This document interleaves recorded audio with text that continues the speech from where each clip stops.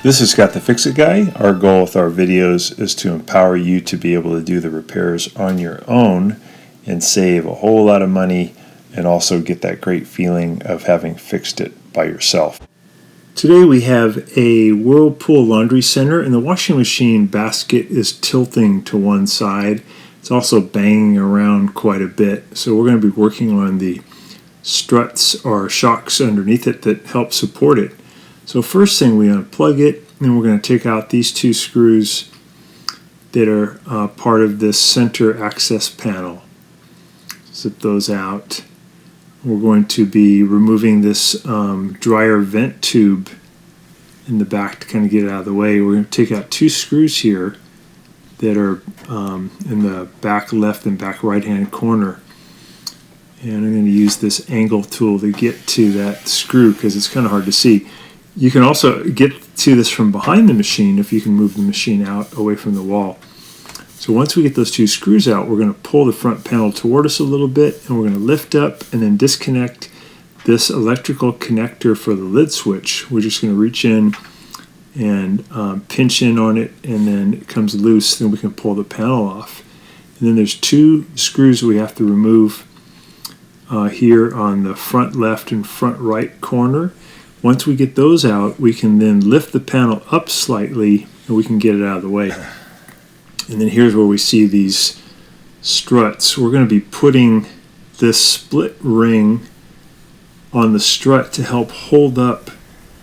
So the reason it's tilting in the back is this metal here has corroded and it's no longer able to support these struts. So what we're going to do, this one's okay, but the one in the back, we're going to put these in and lift up and then tighten these to give it the upward support.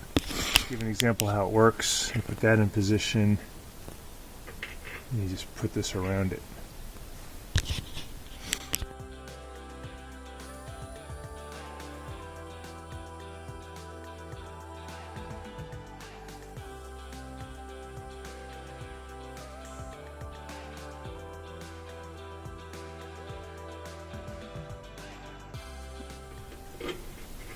So in the back, I'll get this in, put in the screw, and I get this a little bit tight. Lift this up into position, and then I'll lift up the tub and then tighten these up.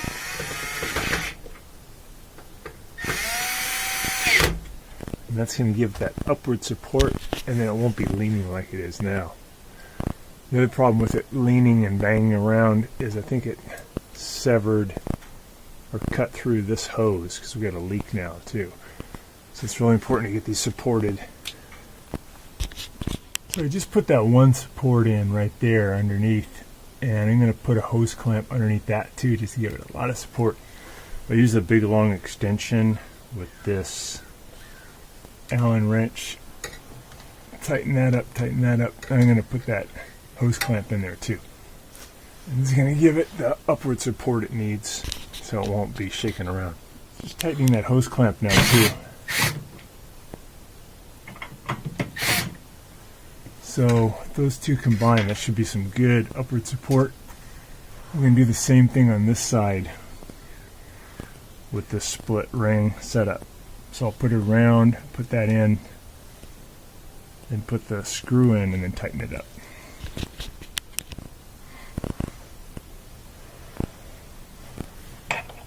Alright.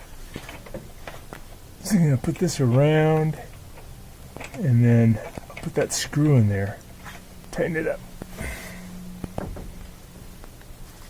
So I'm using a pretty long extension. Use the Allen one, put the screw in position. Got a magnet that'll help hold it. And then go in there, line it all up.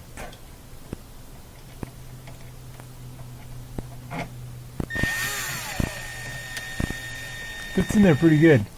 We got these at Ace Hardware. These are called split ring. It was in the specialty hardware section.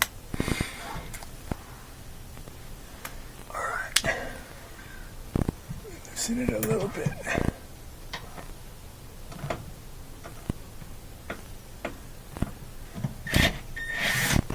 Okay, looks good.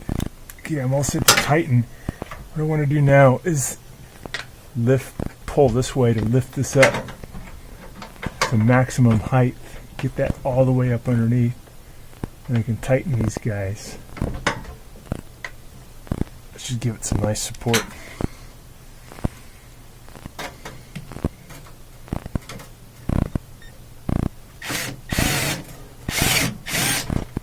It's really good to have the extension to do this though, because it's kind of hard to get to otherwise. Tighten that one, and then I'll tighten the other one. I'm going to also put the hose clamp underneath it too to give it just a little bit more support, because when that's full of water and it's doing all its gyrations, that's a lot of downward pressure on that system.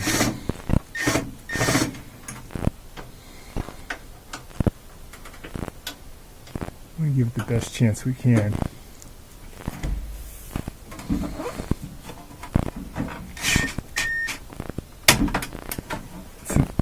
And they're really tight. And I'll do the hose clamp too to really get it. So now I'm bringing the hose clamp underneath that, and then I'll tighten that one up too.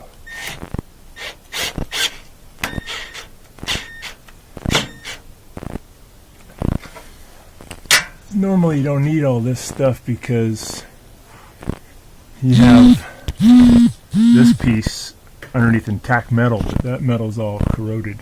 So I think that's going to support it really good.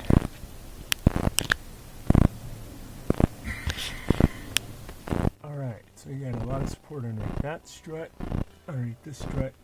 Put a little brick underneath there to help support it.